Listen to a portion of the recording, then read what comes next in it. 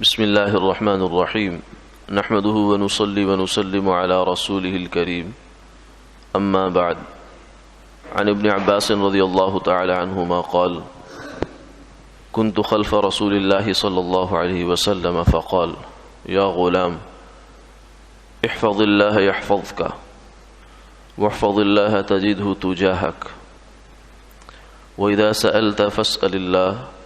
وإذا استعنت فاستعن بالله واعلم أن الأمة لو اجتمعوا على أن ينفعوك بشيء لم ينفعوك بشيء إلا قد كتبه الله لك ولو اجتمعوا على أن يضروك بشيء لم يضروك بشيء إلا بشيء قد كتبه الله لك جفت الأقلام وطويت الصحف او کما قال علیہ الصلاۃ والسلام۔ حضرت ابن عباس رضی اللہ تعالی عنہما سے مروی ہے کہ میں رسول اللہ صلی اللہ علیہ وسلم کے پیچھے سوار تھا، آپ نے مجھے مخاطب کر کے فرمایا اے لڑکے، کیونکہ ان کی عمر چھوٹی تھی، تو اللہ کے احکامات کا خیال رکھ،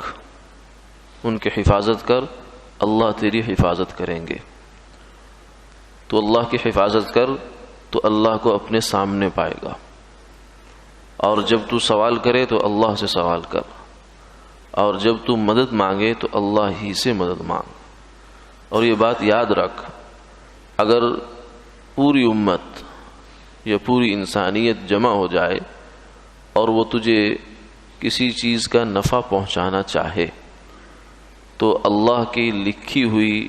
نفع کے علاوہ نفع نہیں پہنچا سکتے، اور اگر یہ سب لوگ جمع ہو جائیں اور تجھے کسی چیز کا ایک ذرے کا نقصان پہنچانا چاہیں تو اللہ کے لکھے ہوئے اس کے علاوہ کا نقصان نہیں پہنچا سکتے۔ قلمیں خشک ہو گئی اور صحیفے لپیٹ دیے گئے۔ اس حدیث مبارکہ میں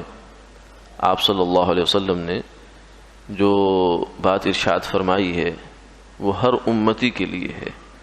پہلی بات یہ ارشاد فرمائی کہ تم اللہ کے اوامر کا خیال رکھو،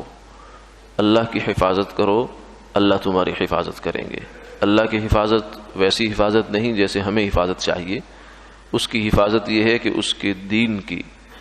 اور اس کے احکامات کی، اس کی تعلیمات کی حفاظت کی جائے، انہیں اپنی زندگی میں لایا جائے، انہیں ضائع نہ کیا جائے، جیسے نماز ہے، روزہ ہے،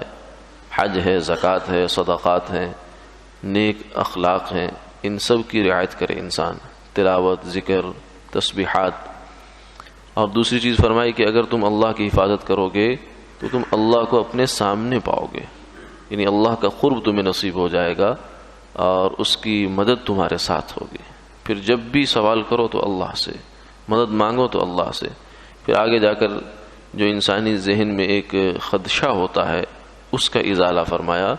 کہ پوری انسانیت بھی کسی آدمی کو کوئی ایک چیز دینا چاہے جو اللہ کی جانب سے طے نہیں ہے تو نہیں دے سکتے،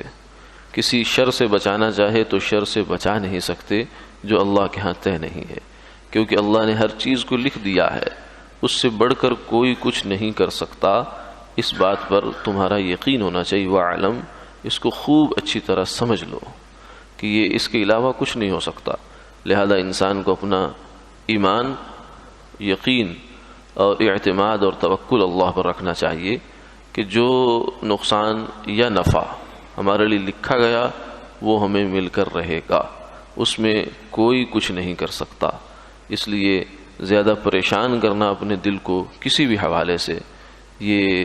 ایمان کا بنیادی تقاضا نہیں ہے، بلکہ تقاضے کے خلاف ہے۔ اللہ تعالی ہمیں سمجھ عطا فرمائے، آمین آمین۔